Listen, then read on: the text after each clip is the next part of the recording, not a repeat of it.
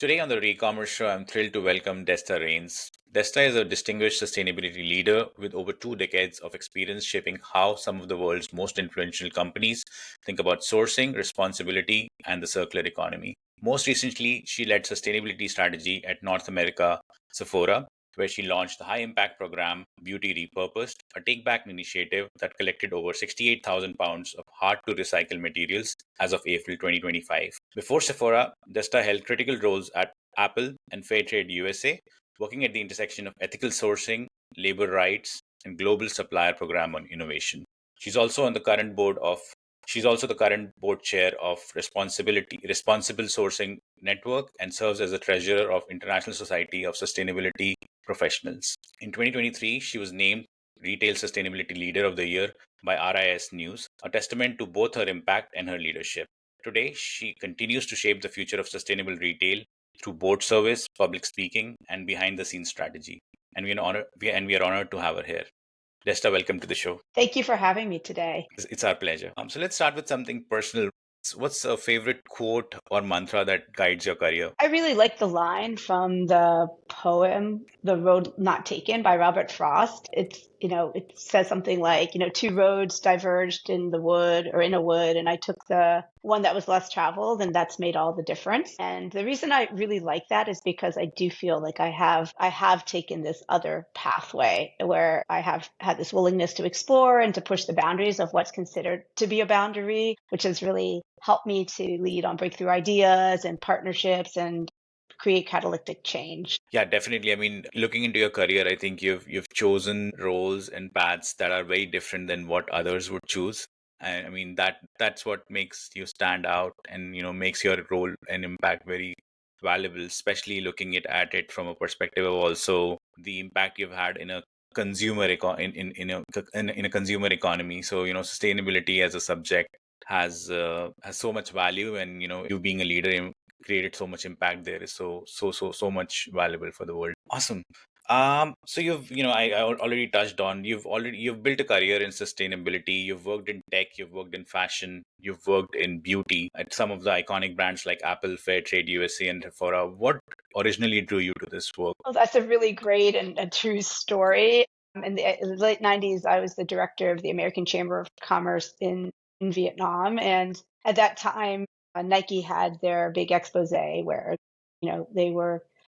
a report was leaked about the factory conditions for one of their suppliers in Vietnam. Aaron Kramer, who leads business for social responsibility, and Michael Kabori, who is recently retired as the CSO at Starbucks. At that time, he was working, I think, at BSR, came to Vietnam, sort of on the behalf of Nike, who was one of those members, and to check out like what was happening. And I just sat in this conversation, and I was so intrigued about why the private sector would need to be auditing factories, because wouldn't the government be taking responsibility and seeing what the conditions were, like doing labor inspections? I just was super fascinated with that. And I took that when I left Vietnam and I returned to the US, I took that thought with me and I just really started trying to explore, like, is there something here? And this was again in the late 90s, I think, at that time, I want to say 1995, Levi's had just launched the first code of conduct for supply chain. So this is very early days. And it was really interesting to find out like this function was just sort of emerging. Oftentimes I was being told it's a public relations function or it's a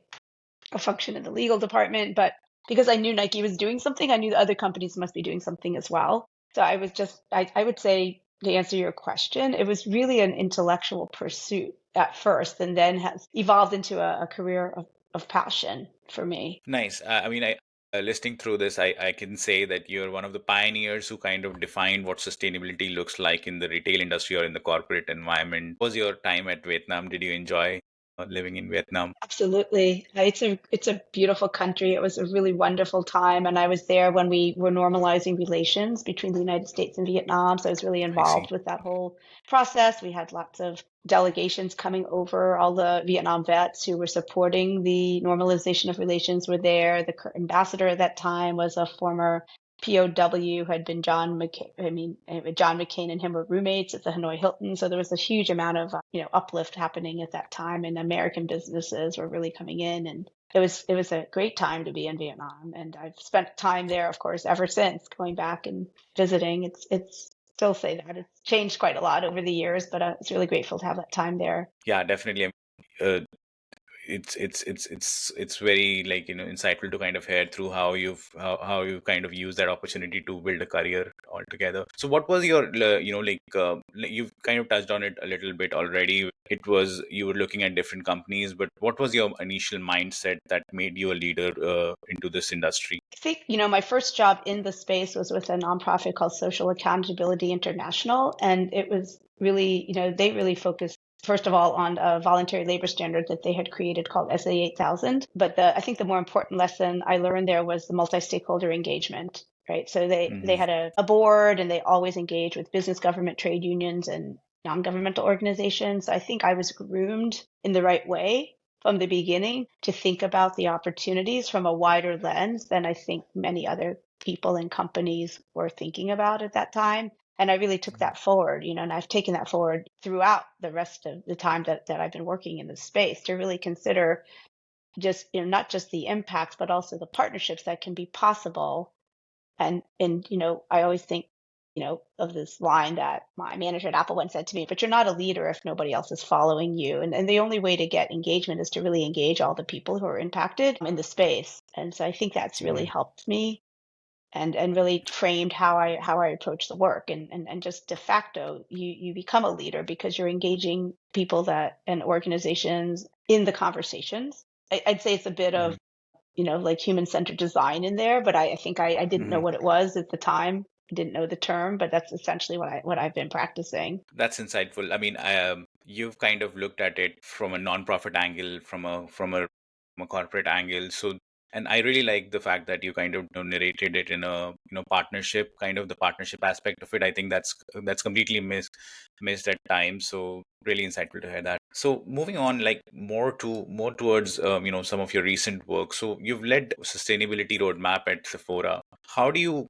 think about resale, re-commerce, packaging, all of those factors into your circularity goals at Sephora? Yeah, there was a couple, when I got to Sephora, we already had just launched a product donation program that was being run by somebody on our inventory team, and I thought that was really great. We had a strong partnership, and Sephora still has a strong partnership today with a nonprofit called Project Glimmer, where Hmm. unexpired, unsold product is donated, and it supports women and girls of color.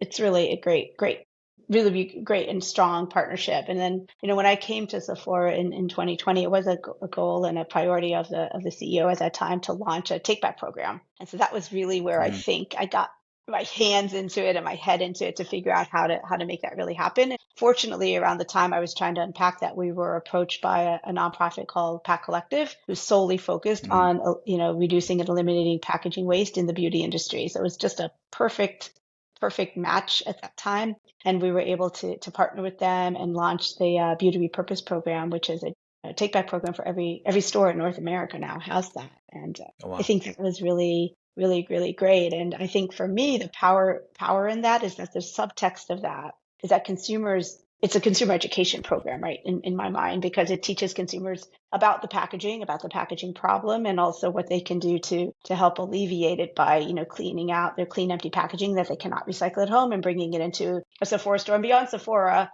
other brands and other retailers have joined, in the interim, so Ulta, Nordstrom, Saks, there's a bunch of other companies and retailers who've come on board. And it's just like really nice to see as they say, the rising tides, all the boats. Yeah, I really like the idea of, it's also good for business as well, because, if consumers are coming back into the store, there's an opportunity to do, more business. So it kind of balances both aspects. You're helping them get educated about how to be more sustainable in their practices with respect to packaging and whatnot. At the same time, I think businesses would find value by taking this approach where you're not just educating a consumer about how to be more sustainable, but creating a way for them to visit the stores again and again. Yeah, I mean, that was always my hope, that we would help to inspire conscious consumerism and make people think about, Hmm. what they're buying, rather because, yeah, and rather than like buying it and then returning it, which creates a whole other waste stream, which I'm sure we will talk about today. And I think maybe the other thing is that, when I saw this opportunity with Project Glimmer, I was also able to add hair tools to that donation program. So before, the hair Hmm. tools were getting disassembled and different places, and now we were at the same thing. We were able to take those hair tools that have been returned to the stores and get them also donated to Project Glimmer. So I think, these again go back to this idea of circularity and looking for opportunities wherever you can find them. Yeah, and I mean, having to do like your impact being scaled at all store levels, I must be counting every minute. Like the impact that program must have created must be like, counting every minute with respect to not just letting good products go to people who can use it, at the same time recycling of goods. Beauty is a very I think is an industry where I think such this sort of a program that you worked on creating can have a huge impact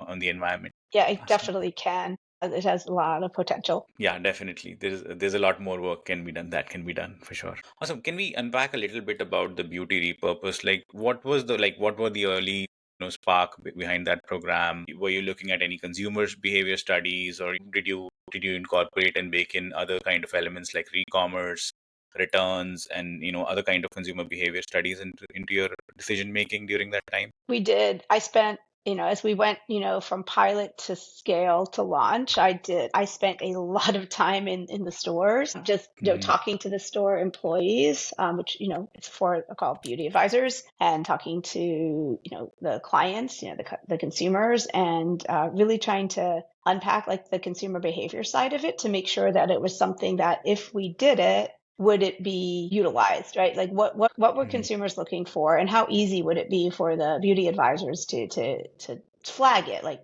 to the consumers, and where we should place the bins in the stores. Like all of that was a huge amount of thought and effort that went into that. We did surveys of our most loyal customers who were part of our Beauty Insider program to understand like what they thought about it. And we definitely saw that, there was a huge amount, 90+% interest. Like there was a huge amount of interest in Sephora launching something like this. But also I think, we learned over time, because the program launched in May of 2023, that we still needed to keep the Beauty Repurpose program top of mind, right? Both with the beauty advisors and the stores as well as with the consumers. Otherwise, it just became like a fixture in the store. And we always had to keep reminding and looking for opportunities through our marketing and other channels to make sure we were constantly pulsing it so that it was like Hmm. increasing the amount of product or empty packaging that was going into the bins, as well as the availability and excitement from consumers to use them. But I do think we know that like changing the behavior is hard, but once I think Hmm. we found that once customers knew about it and they got in the habit of using it, like there was a huge amount of excitement, and they would just get to make it part of their day. Like I'm running errands, I'm going to go to the Sephora store and drop this off and keep going. I'm going to start collecting. I've actually here in my linen closet, I've got a huge bag full of empty packaging that I need to clean out, and I'm going to take that to the Sephora store next week. So I've got my homework to do too. So I definitely think it's a really good program, but you have to obviously participate in it to make the impact. Yeah, I mean, I think the adoption piece of it must be a bit of a process, as well as a positioning strategy where both the employees and the consumers are, like encouraged and excited to kind of, like see through it.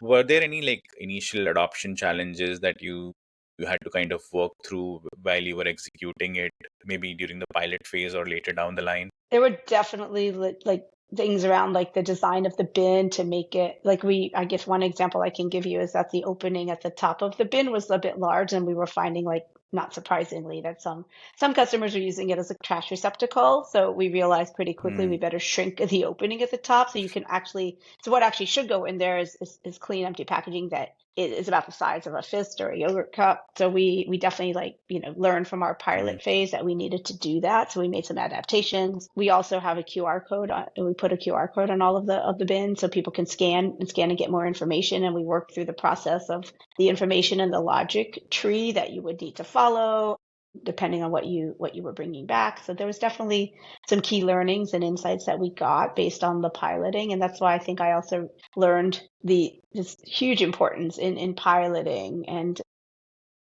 Hmm. being really not just piloting. Like we could have piloted in many different stores, but we really picked different markets, different demographics to really get Yeah. a true insight of what was going to work the best for both the stores and then also for the customers. That makes sense. That makes sense. Like during that time, like listening through it, like a thought came to my mind, like, like brands can also kind of think about incentivizing consumers while doing this practice, right? Like I used to live in Vancouver, and over there was this program. If you send back your cans or recycles, you get 50 cents back or 60 cents back for every can that you kind of provide. And there were recycling centers all across the country, all across the city in Vancouver, Canada. So if there are ways for even brands to create incentives for consumers to recycle, to send back whatever packaging that can be reused, I think that could be a benefit as well for both parties. Right. Like last year, we did a Beauty Insider Challenge. That was a sustainability focused challenge. And one of the actions was to engage with the bins. So yeah, definitely. Nice. Actually, when we looked into it, it seemed like people were almost equally excited, whether there was an incentive or not an incentive. And it's interesting when you talk about incentives, right? Because incentives always on are not necessarily incentives. If you look at when Hmm. you think about it from a consumer behavior perspective, you're more Hmm. incentivized if you think it's a time bound thing than if it's just like you always can say get 50 cents for a can or something. Then it becomes less Hmm. compelling in some way because you're not propelled to take action. Yeah, that's true. If it's time bound, like, but I think some administrations and some governments, like, for example, the example that I was giving, in that they would add it to the cost of the product itself. Hmm. If a 12-pack can of Coca-Cola was $10, it was already $10 50 cents. So it was more like getting your money back. So it's like changing the consumer behavior by Hmm. telling them that you're paying already extra. Something that I kind of saw that really worked, because there was always a long line outside when I used to go recycle my cans. That's so great. I mean, it's just great that they really took it up and also it was across the whole city, right? So that Yes. everybody was like gets in, and again, it's kind of I think around that forming those habits, right? Like you went and everybody just did it because that's what Yeah. you had to do. Yeah, that's what you had to do, and I think it's countrywide. It's all across Canada, as far as I Yeah. remember. But it was initially it felt like, why does, as a consumer, you have to pay extra? But then you realize what the benefit and the point of it is, and you just make it a chore, like just like everything else. Awesome. Um, let's make a segue, because you've worked also on the upstream decisions that impact, sustainability of an organization and consumers' decision making. So you've worked on labor rights, ethical sourcing, sustainable material decision making. Like, how do those upstream decisions impact the downstream e-commerce or resale outcomes? I mean, of course, in an ideal world, the inventory management would be really tight and then you wouldn't have the excess. But I think we all know that's not always the case. So, especially in I'd say more trend forward types of Hmm. retail like fashion or beauty. So it can be sometimes hard to forecast the peaks and valley of like whatever the trend could be. So when you have the re-commerce and resales, trends that I do see them taking off now, right? Especially in Hmm. fashion. I mean, there's a lot of companies and even enable companies that are playing in this space now of, you know, circularity and, Hmm. whether it would be like using the material, excess material, or you're taking the actual product and turning it into something new, so there's a lot of really interesting things happening there. But with beauty, I mean, this is a really different conversation because it's not circular, right? In that sense, right? You can't like just take out the formulation or the cream and make it into new cream. I mean, that doesn't work like that, right? So if it's Of course. expired, you have to dispose of it, right? And if it's not Of course. expired, but you have excess inventory, then it needs to be rehomed. It needs to go someplace else. So it could be donated. It could be sold, off price. It could be, we could try to find another home. There's actually a new business called It's Beauty, I think, that is just like looking at sort of the Impossible Foods version of beauty products, right? Damaged packaging and things. And I think that's Nice. really a cool idea as well. I think it's just challenging with the agreements between the retailers and the brands around where things go. So I think a lot of times you'll see the unused or expired and unexpired products, at worst case will go to landfill, and at the best case, go waste to energy, which means Hmm. that they get burned and then create energy. But Hmm. again, not really solving this problem. And that's really because once a product is expired, you can't sell it. I mean, you have to think about it in terms Hmm. of the way you would treat medication. And so it Of course. becomes a challenge. I think it's especially a challenge in an industry like beauty. It's for these reasons. And so I Hmm. think the best bet is to find, and that's why that product donation program that I mentioned before is so powerful and impactful, because when you have excess product, oftentimes it goes back to the brands and they figure out the pathway that they want. But this again was something that Hmm. Pack Collective was really starting to hone in on. I think it's really a good place to go with the members to figure out where excess can go and can Hmm. find a home. Yeah, I mean, like touching upon like the things that you touched upon, like yeah, inventory management. Hopefully, like our decision making in terms of production itself can get better as artificial intelligence and more better forecasting models come in. But to your point, yeah, it's especially like fashion, beauty, these are trend oriented industries, so it's very hard to kind of predict. No matter how much prediction, how much forecasting one can do, there always is going to be excess inventory. Yeah, beauty is a very hard industry to be able to implement uh, a circular process. And to your testimonial, having worked in it, I'm sure you must have felt so many challenges, especially around like expiry, disposed of, you can't reuse it, it can't live on a shelf for like 5 years, 6 years. So that's definitely a challenge which I don't personally have an answer to, but it's essentially makes it a very hard industry to like implement a circular economy. And what there, like with donation, I think is definitely a great way to like deal with the problem, where you're still making the useful product going to places where it can still be used for the right purposes. Do you feel that the larger brands,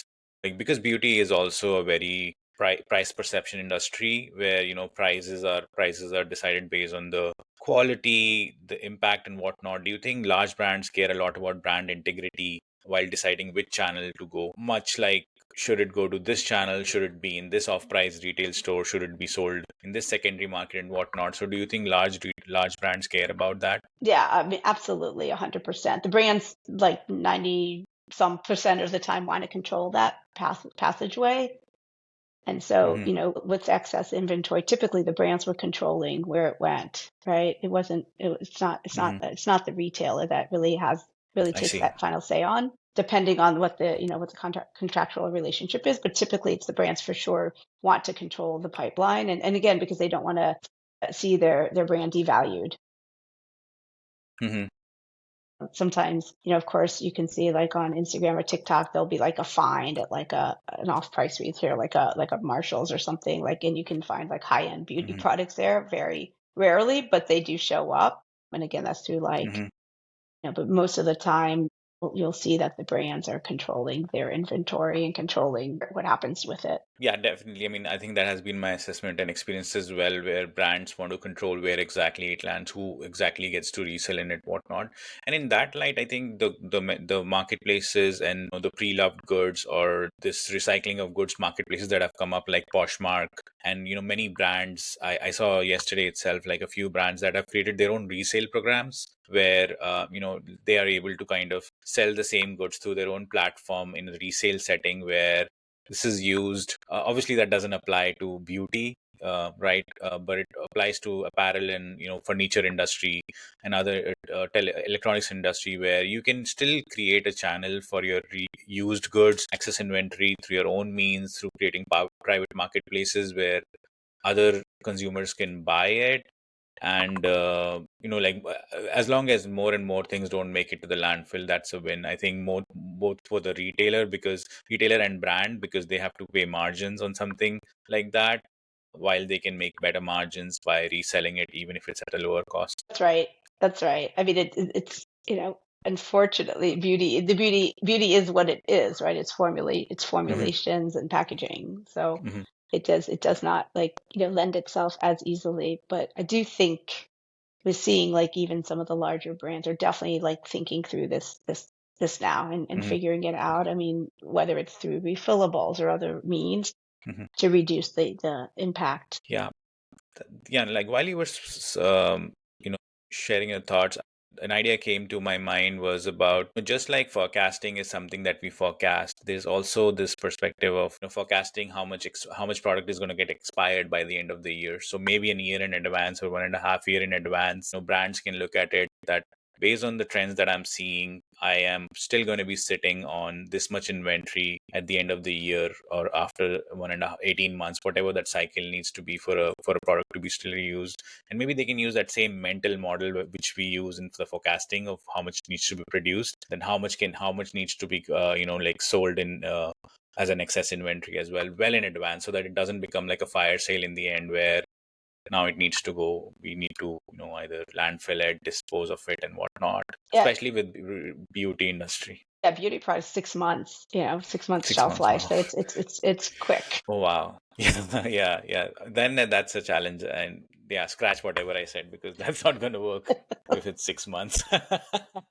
Well, it still So, works. It's just on you know, a very tight timeline, right? You're moving really fast. yes, definitely. You need very fast moving channels as well to be able to deal with beauty, where you have the consumers or the B2B buyers ready to take it off your hands as soon as the product is available, which is very hard to do, to be honest. Right, So, right. yeah, there are a lot of businesses across US and outside US as well, like the smaller resellers, and there's an entire new generation of entrepreneurs that are into live marketplaces, selling on Poshmark, selling on eBay, selling on reselling on Amazon and whatnot. Like, how do these smaller resellers get access to these premium brands that are very that want to control where exactly their product ends up? Right. I mean, that's the thing. It's going to be really hard for Mhm. this group of resellers to get access to it. It's virtually impossible because as we've been discussing here, the brands and the retailers want to control the pipeline and want to control where the inventory goes. And so I don't ever imagine a time where you'll see like a huge amount of access, because that would, there's just potential for just devaluation, right? If it ends up in a reseller's Of course. market and you can get it for like X amount less, Mhm. like it just, I don't see it happening intentionally. And I think that's why you're seeing the brands and retailers focusing more on some of the things that we've been discussing here, whether it's like donations or it's going Mhm. into the world of refillables, reduction of package.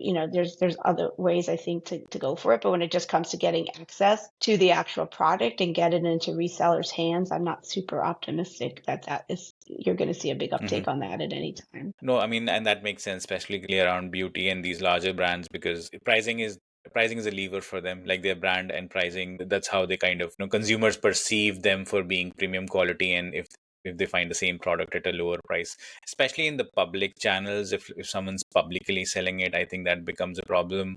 One strategy that I have seen in execution is looking at international markets. It's something, some brands would do where, all right, if US is my primary market, or if maybe I can resell it in Africa or Asia or New Zealand or Latin America. So there's some success with it, but there's no, like, beauty is the very hard industry to be in. If you're a reseller, it's very hard to touch, as you rightly said. And also then going back to the expiration conversation, right? You Yes, definitely don't want to like tarnish your brand image because some expired product was sold in some of other course. country and then cause some type of damaging effect, or cause some, has again Hmm. contributing to the environmental challenges Yeah. in some of these markets. I think the easiest thing is just keep the pipeline tight, to keep the inventory tight, try to like, Right. Yeah. think it through. And then of course, I think the adaptation of things like refillables will reduce the packaging and Hmm. just really kind of can meet consumers where the demand is. So if you actually get to control that, then that could help as well. Yeah, I think donation refillables, those channels would serve a better interest for a beauty brand than the other channels, especially if they can do just in like, I don't know much about the manufacturing aspect of it, but if there is a way to be just in time with the inventory, where I'm just gonna manufacture for the next 3 months so that there is no access to start with, if those kind of things could be put in place, I think beauty brands can do even better. Yes. Yeah. Awesome. Let's make a segue into your, your board participation and your work outside as well. So you serve on boards like Responsible Sourcing Network, International Society of Sustainability Professionals. Like, what collective effort that you have seen being a member and a leader at these groups that are actually helping in the reverse logistics and sustainable resale industry? And I think the best indicator that I can think of that's somewhat recent is that when the Reverse Logistics Association merged with the National Retail Federation, I do think this was a real bellwether indication, showing that retailers are ready to, get more serious about, playing in this space, and it's now become a mainstream conversation. Yeah, definitely. So I've had an opportunity to speak with Tony once, and I'm very excited to kind of see the two, the brands merge. I'm going to be at the NRF Rev in January. Hopefully, if you're there, we can meet as well. But yeah, definitely, that kind of puts it in the right light that reverse logistics is a key part of retail, especially around 17-18% of returns. It's not no more a back office problem. It's something that needs to be addressed as just a regular, just a equally important part of the supply chain, retail supply chains. It is, and I think it's really good that now it's elevated, right? Like people, I think, you're seeing retailers even like Amazon that are taking these returns, Hmm. reselling them. There's all these channels that have emerged where before I think returns or things just went into some black hole and nobody really thought about where they were going and what was happening with them. And now I think there's a lot more. I mean, I think people are seeing there's monetary benefits, right? You can monetize this Yeah. and make money on it. So why would you just keep it in the background when you have this opportunity? And I do think it's great that I don't know if I'll be at the conference in January, but if I am, we'll definitely have a chance to meet in person. That would be fantastic. Yeah, definitely. Yeah, I mean, to your point, yeah, I mean, it's there's a lot of there's a lot of monetary value in those kind of returns. These are publicly available numbers, but if you look at Amazon, 90 billion dollars worth of inventory is just returned or sits in an access. That's a lot of value that, and I'm super excited to see my ex company kind of looking at different channels like the wholesale deals. There's a partnership with other e-commerce platforms as well, and it's a growing industry. That's why, like, that's partly the reason I kind of joined the industry, because it's a growing industry. It's an important subject, and it's not just from a sustainability perspective, but there's a lot of value in business that can be created by creating products that can help move these returned goods or these excess goods away from landfills to like homes that can actually use it. One interesting stat that I came across initially earlier was that the amount of returns that we collect overall in US right now is almost like 23 Empire State Buildings worth of Wow. returns sit. So we're sitting on a lot of return goods that actually has value, and many times just because the cost of processing these returns is so much that they go to waste in landfills. So if companies and important organizations that you serve in, as well as RLA and NRF, they continue to shed light on it, I think more brands would change their practices, which is only going to be good for the world and for the industry. And I think about the consumers as well. I think like really this whole idea of conscious consumerism, like if you going back to Hmm. Sephora as an example, like you come into the store and you buy an eyeshadow and then you take it home and you're like, oh, I don't like the color. Then you bring it back. Of course, there's no opportunity to do anything with that but send it waste to energy. I mean, that was the only place it can go. Somebody's finger or somebody Hmm. stuck in it. You don't know where it's been, so obviously it never has a second home. And so that really Hmm. was kind of sad for me because I was thinking, if the consumer just taken a sample and then tried it on Hmm. in the store or try, there's no need to kind of necessarily buy it and try it and then return it. There's other ways to get at it right through. And then sampling is a whole other area, which there was definitely a rise in what I would call sustainable sampling, packaging, all of that, which is kind of a subset of the conversation we're having today. But certainly this Hmm. conversation, I think, has a huge amount of opportunity across the retail sector in general, no matter what you are. So of course, with clothing and things like that, there's a little bit of a different lens on that. You can try it on. I don't like the shirt. I'll take it back to the store and somebody else can get the shirt, right? Certainly for Hmm. certain product categories, it's absolutely impossible. And they never will have a chance to end up in somebody else's hands once they go back to the back to. Yeah, especially if it's a consumer good, somebody opened the bottle and things like that. It's just it's a lot of legal liabilities as well to Yeah. be able to resell those And I goods think it was interesting because this seems as to be well. a really a North American focused issue, and I'd speak about it Hmm. with other people. It just was Hmm. not a behavior that you see in Europe or in other parts of the world. So I thought that was so interesting. Like I guess I didn't think about it as much as I realized, through my last role that seems to be specifically and exponentially a North American habit that we have grown into, the ability to just buy and try, return, buy, try, return. It's become so accessible and so easy, but nobody considers the carbon footprint of stuff shipping back and forth all the Of time. course. And if you don't like it, or if it gets tear in it, what happens to it?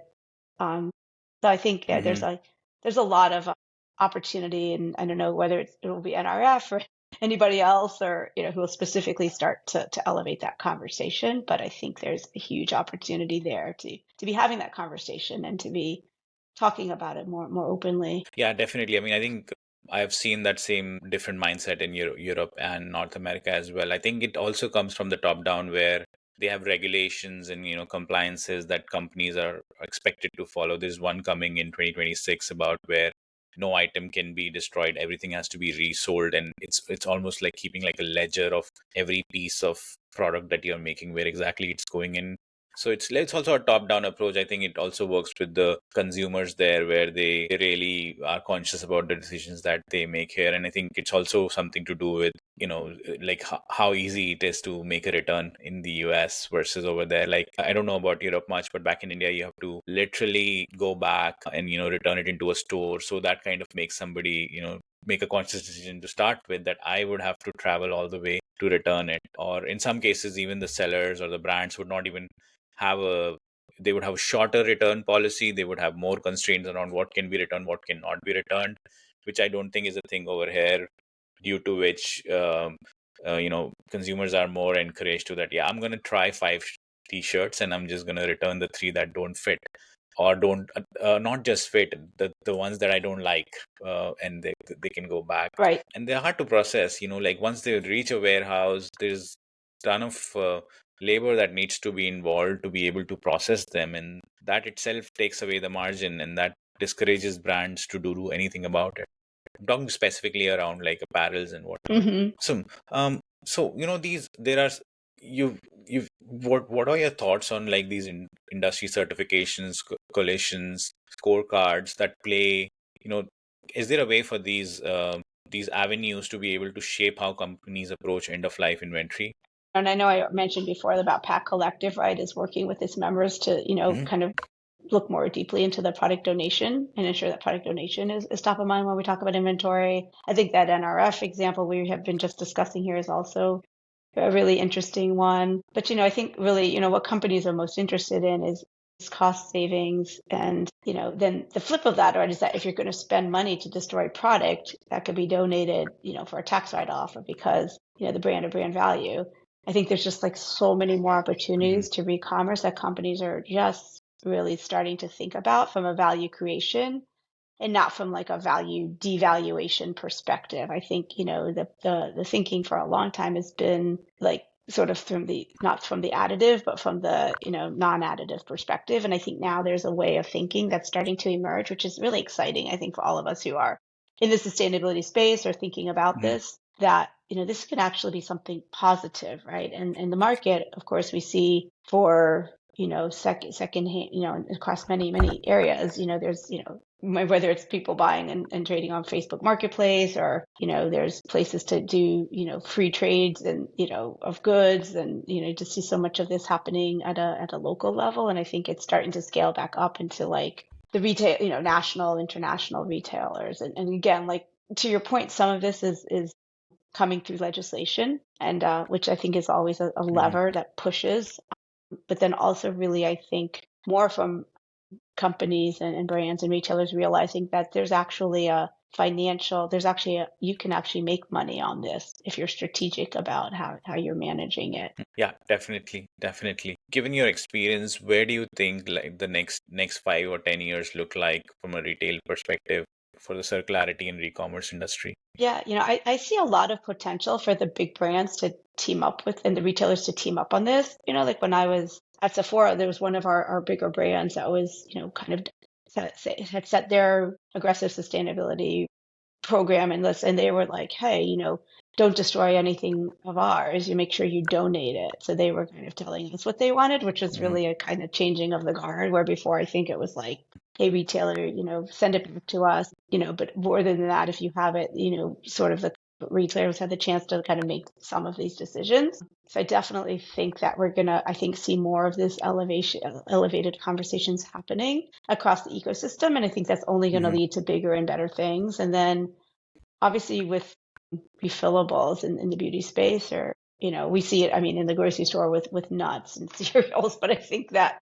I mean, what's been interesting is that it's not like consumers are in the habit of this, right? And I think it's interesting, like we're just going to have to really work on the refillable side to get consumers to think about it more from, this is just how I do it, right? But it's also from a retail perspective, you have to manage how you get to the refillables, right? Like I think all of us are familiar with the refillable stores. We go in and have these huge jugs and you bring your bottle and you put your shampoo in there, you put your laundry detergent, you squeeze it in and you take your bottle, you take it back. And I mean, I think that works. But I think, of course, the other area is when, the forecasting just gets really better and there's better, coordination and agreements to allow more of this re-commercing to happen. So, I think that will be really like kind of the North Star of where we have to go and where we need to go. And I think slowly but surely we're going in that direction. But, having the ability to re-commerce versus destroy or send back and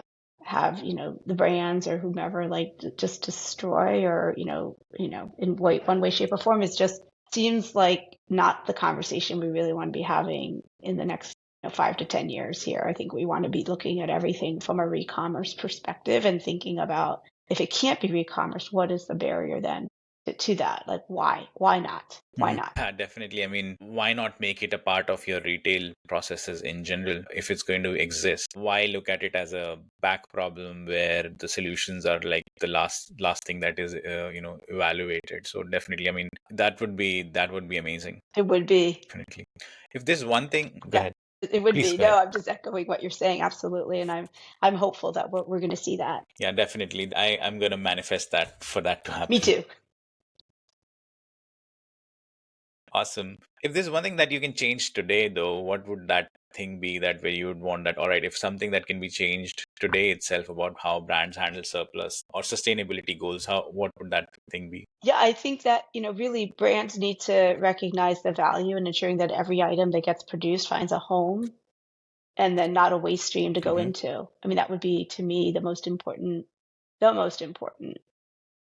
point that I could share, the most important thing that could happen. Yeah, definitely. I mean, if they can, from the very get-go, start with this mindset in mind that everything that I produce has to find a home and not worry about it later or not even think about it, I think that would be the dream. I mean, last question from me with respect to sustainability would be if there are companies that are just starting to think about it, what is that one no regret step that they can work towards circularity? Yeah, I think, the place to start in this is start with the end in mind, right? So if you're a beauty brand, you have to think about reusable, recyclable, refillable packaging. For apparel, you need to think about like where you want your product to show up, at the end of life. So I think I'm forgetting the term for this, but instead of like doing you kind of like there's a way to do this, right? There's this part of like sort of management structure, but like when you go and you think about the end point instead of starting at the front end. And I think sometimes that can like you can back into like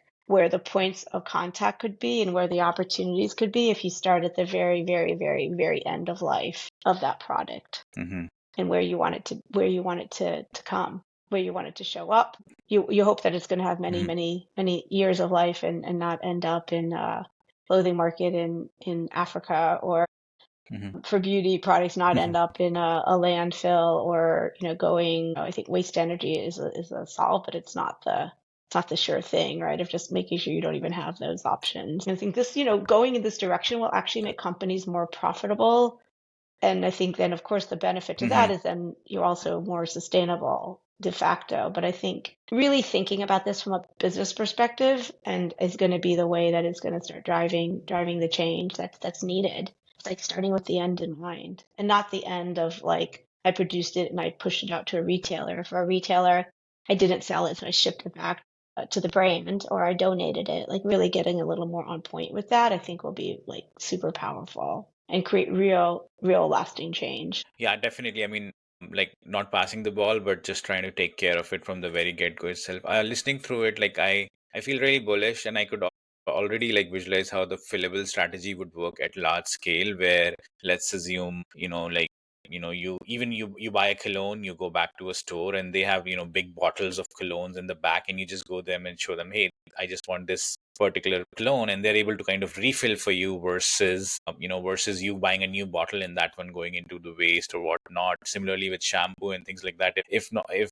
even if not just as a there's a way that they can make that as well as a premium experience, where someone's walking into a store and they use a particular shampoo or a face wash or whatnot, and there are bigger bottles that are, and that would also save cost from a retailer's perspective. So those kind of strategies are not just listening through, are not just sustainable, but also good for the business, just like you said, where even in more business for these brands.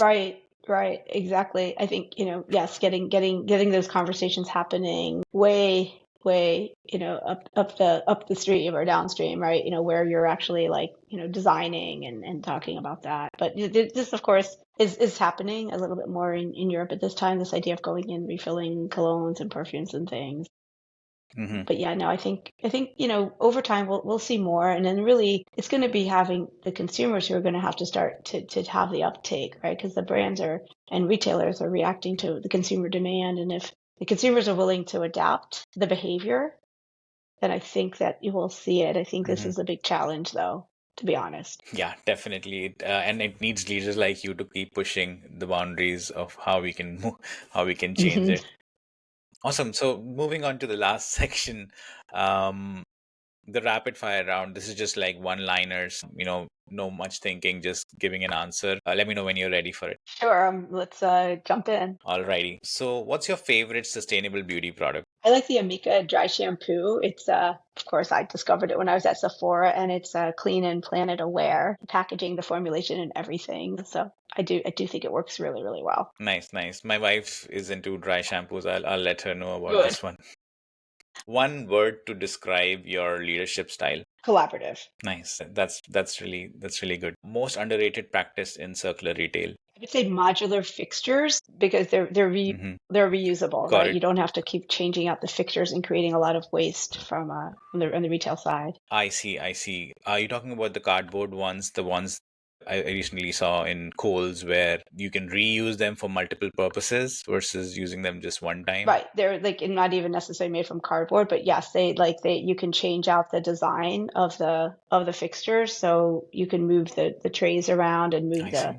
move pieces around so that they're able to be reused in many different ways, in many different configurations. Otherwise, what typically happens with retail fixtures is that they, when there's a refresh, they get carted off and turn, and that's, I Hmm. think there's like a lot of opportunity in the retail fixture side. Makes sense. Makes sense. Makes sense. A sustainability leader or thinker that you admire. I mean, honestly, I have to say, I really think I admire like all of us because we're all trying, all the people who work in this space are trying, trying our best to make headway.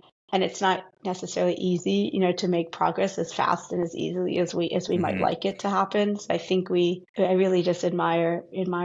There's a lot of us here who really are at the forefront of it, but it really does take a lot of collaboration and a lot of work and teamwork across organizations to lift things. Yeah, I mean, the space that you're in, it has its headwinds, and it needs collaboration, and like um, you know, more leaders like you are needed in the retail industry to be able to make an impact and change behaviors. So, if you were not working in sustainability, what would you be doing? I mean, I think I might be a college professor who would teach about sustainable business. I even, I'm so interested in this that I actually created a course about how to operationalize sustainability in organizations. And I'm super passionate about that topic. So I could see myself enjoying being a teacher because a professor, because I really do enjoy guest lecturing when I've had the opportunities. I find them really, really Nice. inspiring. And, maybe that and having a mentorship program for young women because I do this on an ad hoc basis.